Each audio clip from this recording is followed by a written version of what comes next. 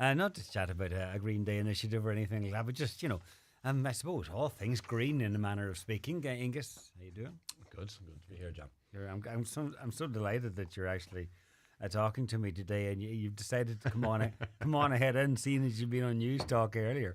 But yeah, I know who my friends are. that's good. That's good. You were on News Talk because of an initiative that's on this week. We were going to chat about it anyhow. Green schools. Yeah, green schools.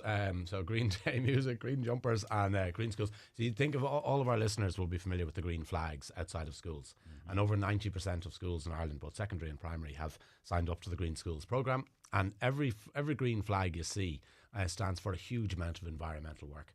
And there's a whole load of different themes where they look at their reusing, they look at their energy consumption and biodiversity and so on around the school. But crucially, this week we're focusing on travel. It's Walk to School Week, and we're asking people to try and walk, even if it's only 100 yards, and try not to be dropped off at the school gate, and try and walk that last little bit. That's what the initiative is. Because in many schools there's a safe approach to the school. There's a footpath, maybe the whole way from the town or within the town or whatever.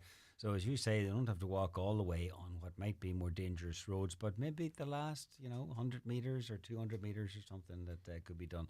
And it's about making a point that completely. You can travel on foot. Well, and that's it. And as we see in Letterkenny, for instance, around the cathedral area, the council have done a fantastic job with their one-way system, widening the footpaths and improving that infrastructure and slowing down the cars.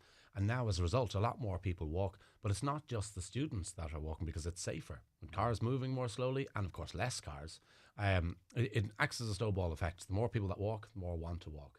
And then, of course, people can access the cathedral or the church, or they can access the shopping or all of that kind of thing in an easier way.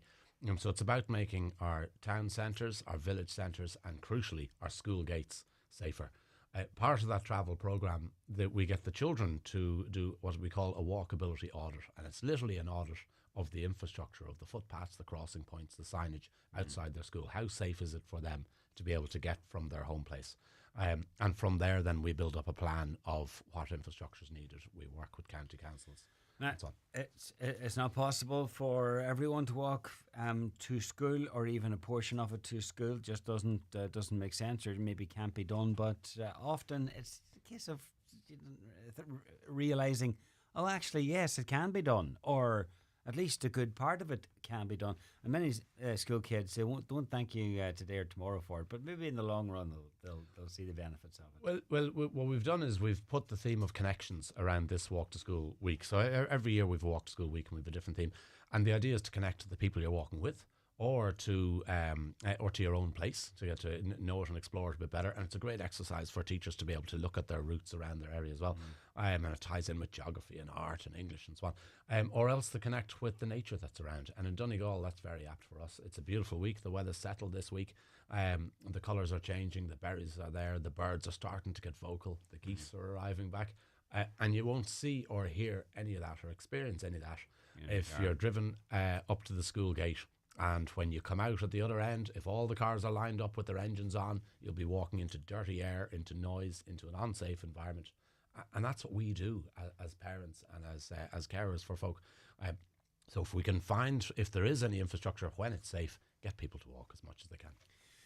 All right, let's talk about sort of all of the above at this time of the year, and things changing out there in nature, and in particular colours changing, because there's a lot of reds and yellows, or maybe we should say yellow, red and brown. I'm not sure what sequence it goes in, but a lot of changing colours. And coming into winter, it's a time when the evenings are getting shorter, and the days are shorter and stuff, and it's a time that most people just don't look forward to. But there's so much to appreciate out there if we just give it a chance. And it's sticking with that getting outdoors theme.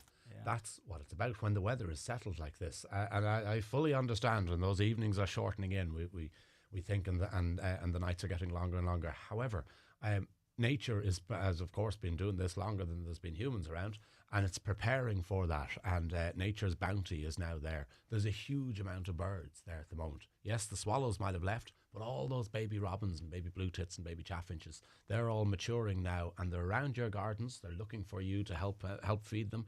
They're looking for the little wild patches for the people who've left the seeds grow, and they're looking for those hedgerows and all those berries. There's a tree, an almost bare tree, just down below the garden, and I had Archie out to do his business the other night. It was actually dusk, and the entire top of the tree, and they seemed to me like fairly small birds, but the whole top of the tree was covered, and I could hear them making a sort of a noise. It wasn't they were singing, but they were making a sort of a noise. And I looked down, and then you could see the entire top of the tree covered. And I'm thinking, why do they all? They're not going to stay there overnight. But why do they all come there before they fly off to bed, or what's going on, or what was likely to be going on? Yeah, it's amazing, isn't it? And because a lot of those same kind of birds, they possibly could have been starlings. They're very vocal. They flock in those big numbers, and we hear of the famous starling murmurations, where they swoop in the sky and they follow these huge flocks and form these incredible shapes. And that's all to safety in numbers, to stay away from predators. And then a lot of it is foraging as well. They believe when you hear the crows over in Melton or over Donegal town, all making such a racket in that long, in that evening light, just as starting to get darker, they believe that's them communicating about where the dangers were, where the best food places were, where the best opportunities were, and they're all helping each other out that way. And it's a contrast to the summertime, particularly for the smaller birds. The smaller birds in the summer, there'll be mum and dad and chicks, and that's it. And they will sing and sing to protect their territory, and possibly even fight sometimes. But this time of year, they've abandoned all of those notions, and they come together for safety. For safety, and there's more of a focus, I suppose, now on food and get trying to get as much food as they can, and food gets a bit scarcer from now on. Oh yeah, hugely, and it's a massive issue. We think we don't have to think about this, thankfully, too much. And sometimes a power cut, like we got in that massive storm the other day, the second overnight power cut that we've ever had in our house in all the years we've been living there, just shows the vigour of the storms. And it was replaced pretty quickly. Fair play to the ESB crews; they've a tough job. But it makes you start thinking about food. You're thinking about the food in the freezer, and it makes you start thinking about what we have. The birds have to, and all the wildlife has to think like that all the time. They're trying to eat enough to get through the whole night, because they can't zip off for a bag of chips if they're stuck, or reach into the fridge if they're stuck. And then some of the birds, some of the crows, and some of the very small ones, the little coal tits are famous for this, will stash seeds around your garden. So they'll take seeds from the bird feeder, from the bird table, and they'll stash them, and then they'll remember in the hungrier months, in a couple of months' time, when all the berries are gone, they'll remember who they are. Wow. Speaking of berries, there's still plenty of berries around, because I once the blackberries go, I kind of forget about berries, but the birds don't forget. Yeah, oh no, they need them. They certainly don't, and a lot of birds, in fact, arrive into Ireland at this time of year specifically for our berries. And one of the things that Ireland is famous for is our hedgerows, and one of the things that Donegal farmers can be commended for is, for the most part, maintaining and looking after those hedgerows really well. And that's crucial, because so much of our nature is woodland nature originally, but it's adapted to the way that we manage the land now. And we get thrushes, birds kind of blackbird size, and they're called fieldfares and redwings. They come in their thousands, and they're starting to arrive in now. They've eaten the berries that are in Scandinavia, north of here, and now they're pouring down into Scotland, and they'll pour into Donegal, and they'll rely on our hawthorn, our holly, our rowan berries. And then, of course, there's loads of other birds, lots of chaffinches and whatnot that might be breeding in England or Scotland. They'll come across to us to rely on our food as well. So a lot of these are berries that we don't use much, or we can't use, but the birds do. Yeah, absolutely. Yeah. So people do, and there's more and more of a trend now for foraging and for using wild foods. So you'll see lots of recipes for how to make jams out of hawthorns, hawthorn berries, the haws, or how to make jellies and jams out of, say, the crab apple, those little tiny apples on some of our native trees. But really those things are tough to eat without us processing them in some way, but not for the birds. And of course it's a two-way thing. The tree or the bush or the shrub has produced something really colourful, a really colourful snack, and hidden inside that colourful snack is a little seed. And of course the bird eats, will fly off, roost somewhere, maybe in your tree, and then through its little system, out will come the seed, processed, drops down onto the ground with a bit of fertiliser, and away you go. Nature works. It's a brilliant system. Yeah. Our climate is becoming more unpredictable, and it's even affecting the autumnal colours. We're lucky here in Ireland. Well, we are and we aren't. We're lucky in that we get so much rain, because that affects the colours of what we're seeing out there in the wild. Oh yeah, very much so. And we saw this year, I think it was the first time ever, quite early in the spring, there was a hosepipe ban, certainly in the Ramelton Milford Municipal District.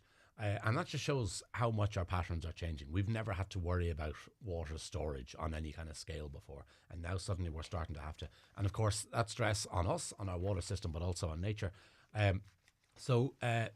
This year we were lucky. We got a great spring, lovely warm spring. But then we got a good little bit of wet around about June. And then we got a lovely warm summer. And then we got a good bit of wet around September. Sometimes you can have what they call the false autumn. And the false autumn is they're starting to see it more and more, particularly south of here and across England, parts of England and whatnot, where they get these longer droughts. And the willow trees and the birch trees and the rest, they feel that stress. If they're not getting enough water, their leaves will go a bit yellowy too early, and you don't get that lovely display.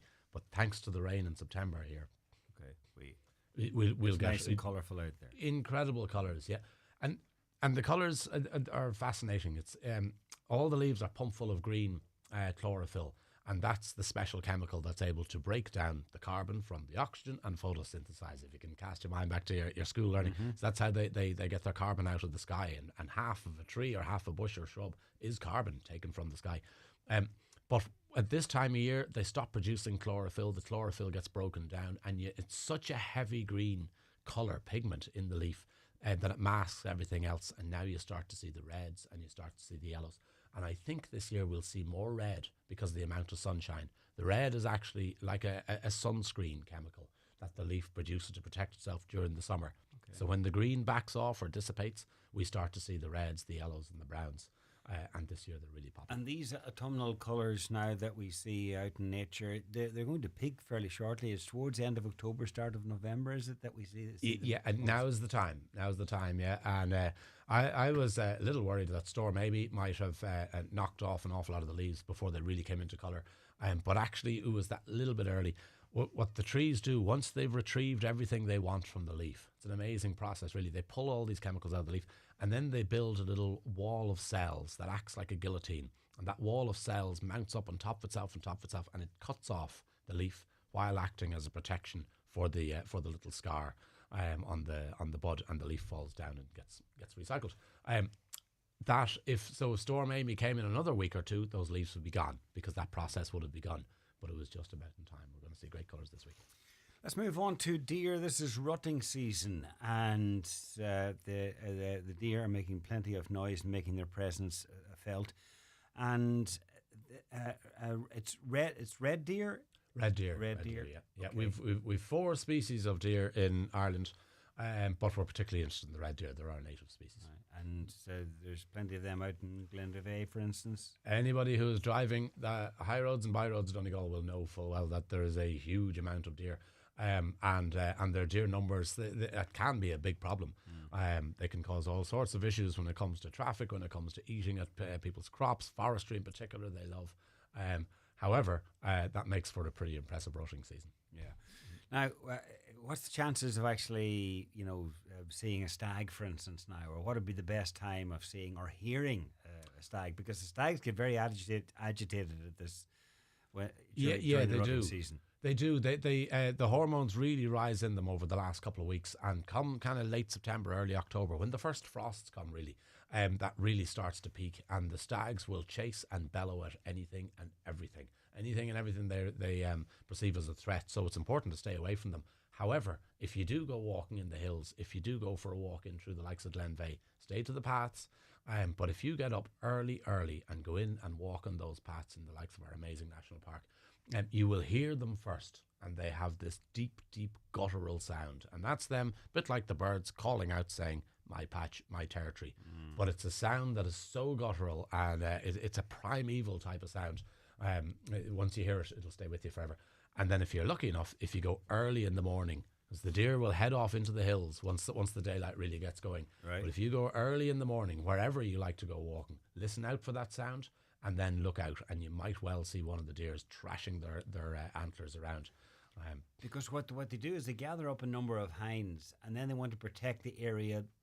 They want to protect them and the area that they roam in. Is that right? Yeah, it's a bizarre system, really. I don't think I'd like to be a deer, either a male or either the stags or a female. The hinds, as you correctly call them. Yeah, so they try and attract the hinds. The hinds come into heat at this time of year, and if the hinds think that a particular stag is particularly loud and butch and showy and is able to chase off and scare off the rivals, they will hang out with him. But of course, they keep wandering and wandering, looking for food as they do.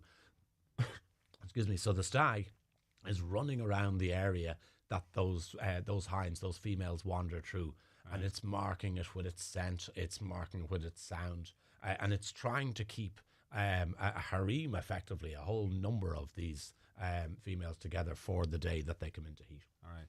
That's what all the noise is about. Hence all the noise. And of course, all of the other stags, if they haven't managed to attract some themselves, they'll want to steal some of that action. Okay. And away it goes. So it's a bizarre world for the deer. Yeah. All right. Finally, there's some nature walks on this weekend. Is it? Yeah, there is indeed. Thanks very much. Yeah, there's the local authority water programme. There's a fantastic local authority water programme in Donegal, or officer in Donegal called Lisa McDaniels, and she has helped us get funding through the local Antashka branch yet again for our nature corridor project. And that's a project we've done for a good few years now. We take out schools, we explore the river corridors, and this year we explored the Lennon corridor and the Esk corridor. So to finish that project, we're doing a walk on Saturday in Remelton, and we're going to meet at Gamble Square 2 o'clock Saturday, and we're going to walk up to Drummond Woods. We're going to talk about water quality, we're going to admire some of those colours, identify some of the different seeds and berries that we see, and we're going to repeat that on Sunday in Ardnamona. So we're meeting in Ardnamona by Loch Esk in the car park there at 2 o'clock on Sunday afternoon. Okay. And the same thing, talking about water and nature. Free for everybody. So Saturday morning Remelton, Sunday afternoon in Loch Esk. Both afternoons. Afternoons. Saturday afternoon, yeah. So 2 o'clock Gamble Square, Remelton, or else 2 o'clock Ardnamona car park. You'll find lots of details on the website, Nature Northwest, and hopefully see you there.